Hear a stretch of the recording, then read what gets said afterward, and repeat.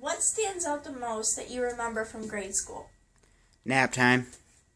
Well, I remember things like coloring, learning letters and numbers, writing in cursive, and that excruciatingly long process of how to divide numbers. But most of all, I remember that it had nothing to do with computers. Computers are seeming to take over the world and how we learn, what we need to do for our jobs, everywhere. I remember hardly ever using a computer until I got into late middle school and early high school. Many of you have probably heard the experience one-on-one. This was originally designed so students could have constant interaction with their teachers and have a one-on-one learning experience with their computer. But personally, I feel as if it has become more about teaching kids how to do everything by computers instead of how we were originally taught. Today I'm going to talk to you about the benefits and drawbacks of computer-based learning. This has to do with elementary, middle school, high school, college, anywhere where we have to learn.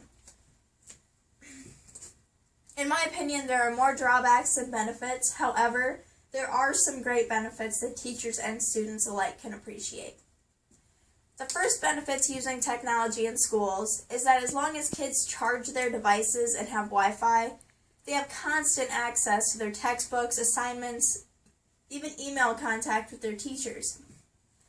This means that kids won't have the classic excuse of the dog ate my homework or I forgot my textbook or assignment at home. This can also be an issue, however, if students forget to charge their laptop or even bring their charger or laptop to school. Another benefit to school-issued technology is one of the biggest drawbacks as well. Students have constant access to thousands of databases, online encyclopedias, and many other things. The benefit to this is students don't have to go to the library and look up anything in encyclopedias or thumb through a card catalog. I remember in middle school when we could not check out encyclopedias because we didn't have enough of them, because it wouldn't be fair to the other students if they needed this volume. Because of this, we only got to work on our assignments at school and possibly the library after for only the hour that it was open after school.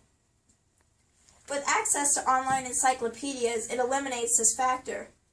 This is, however, a drawback since kids never really learned how to use a card catalog, how to research, or how hard that research used to be, and how to make a citation without a website to help you. There's also so much false information out on the internet. You never know if your source is going to be right or not. Also, some students learn the best when they use computers, but for anyone who hasn't had much exposure to computer-based learning, it could be a real challenge.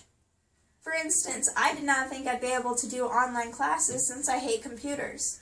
And I'm more of a visual learner. I need to have the papers and the book in hand in order to properly learn. If it wasn't for my printer, I probably would not take an online class.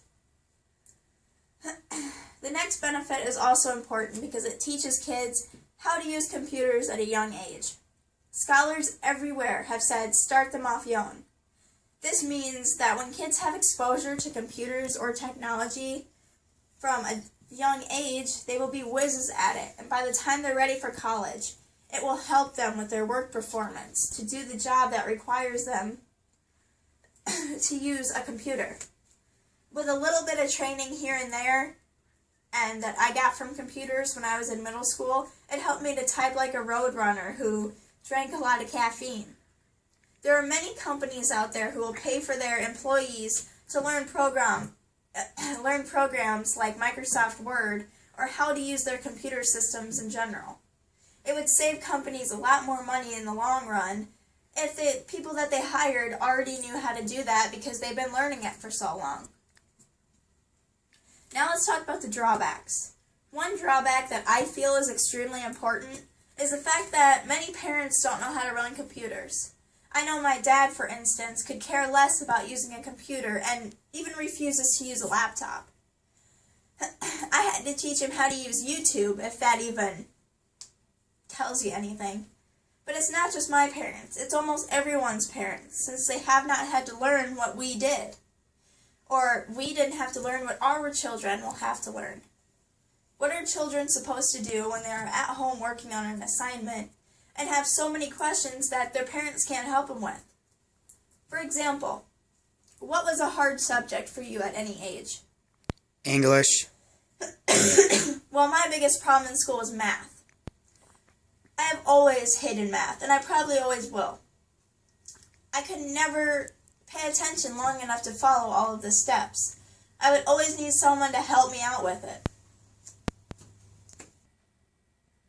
Now, parents can't really help out their kids much with math because it's all about computer-based learning, and it has to do with computing numbers instead of actually figuring it out by hand, the old-fashioned way like we had to do. Even algebra is becoming obsolete because we can always use functions in Excel to figure out what we need. Personally, I would rather do the math the old-fashioned way, as people call it nowadays, because you could follow a step-by-step procedure. With this procedure, you are able to go back and actually see where you messed up. Most teachers, all depending on what the error is, will give partial credits to students who made minor mistakes and actually showed their work. With doing an online test for math assignments, you are not required to, or sometimes you can't even have the possibility to show your work. This can result in many questions with no points, over maybe just a misplaced decimal or a rounding issue. There are too many factors at play when it comes to math and computers. So combining them makes it even worse. Computers in the classroom setting can also be an extreme distraction. When I was a senior in 2012, we would always have to put our laptops away at the beginning of class. We were not allowed to touch them, open them, or do anything with them until our teacher said so. Excuse me. This is because our students were so immature and could not do anything but play games or watch videos instead of doing what they were supposed to do. This was not only a distraction to them, but to our entire class because they would horse around. What I find is the absolute biggest drawback to computers is the fact that students do not learn important skills that I believe are necessary to succeed. Many schools that have gone to this one-on-one curriculum either use MacBooks or iPads. These schools will still teach basic typing skills, but not how to memorize the keys. When I first took a typing class in 5th grade, we had to use desktop computers and covered our keyboards with orange rubber sleeves so we couldn't see what the letters or the numbers were. I'll admit, at the time, I thought it was completely stupid. But now that I'm older, I couldn't even thank that teacher enough for making us learn this way. Learning how to type on a laptop is not the same way as learning how to type on a desktop computer. Both ways, you could feel the keys, but it's easier to type on a full-size keyboard instead of this little itty-bitty MacBook. Other schools have iPads, which you've got two of the following options here. You can either purchase keyboards, or the other option is to learn how to type on a touchscreen. I can't even imagine the kids that have to learn how to type on a touchscreen in order to type comp papers or essays on iPads. iPads are incredibly small to begin with, let alone if you're trying to type on a keyboard that's only 7 to 8 inches long. Even if you can learn how to type on an iPad and get good at it, you're never going to be able to adjust to a full-size keyboard or even a laptop. My teacher always told me that in order to learn how to type, you have to be able to feel the keys. You know the little grooves that are on the F and the J key? Those are there because many people, including myself, cannot type without them. That is how we learned how to find the home keys, is by the F and the J. In many schools, students don't even have to learn cursive anymore. The most cursive that they are required to learn is how to write their name for a signature. Without learning how to write in cursive, you cannot read in cursive very well. Many grandmothers will handwrite letters to their grandchildren, and even as teenagers, they won't be able to read it without someone helping them. If you're handwriting a letter, wouldn't you want it to look fancy and neat instead of sloppy and dull? Many students will also take notes on their MacBooks, and teachers are even encouraging it now with apps like Evernote and sticky notes. That's not a good thing because shorthand note-taking is not even taught anymore. I learned how to take notes fast and efficiently through the use of shorthand. Handwritten notes are also the best way to learn the material. Some kids will even just take notes by recording their instructor, never even typing out the lecture.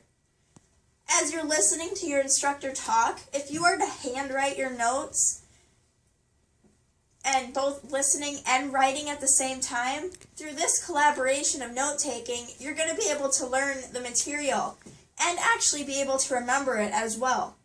This doubles to triple your chances of getting an A on that huge exam you're so worried about. Computer-based learning comes with both positives and negatives. When equally balanced, students can learn important skills that will help them later in life as they are learning to be tech-savvy. Being tech-savvy might just open up a new world of possibilities for them. If you believe that your child isn't learning what he or she should be, take it up with the academic council and express your thoughts. If anything is not done that way, then you can teach them yourselves. Basically what I'm trying to say is computer-based learning is necessary, but don't let it take over the way that you learn or teach. Childhood education is important and should always be for the benefit of the child, not the school.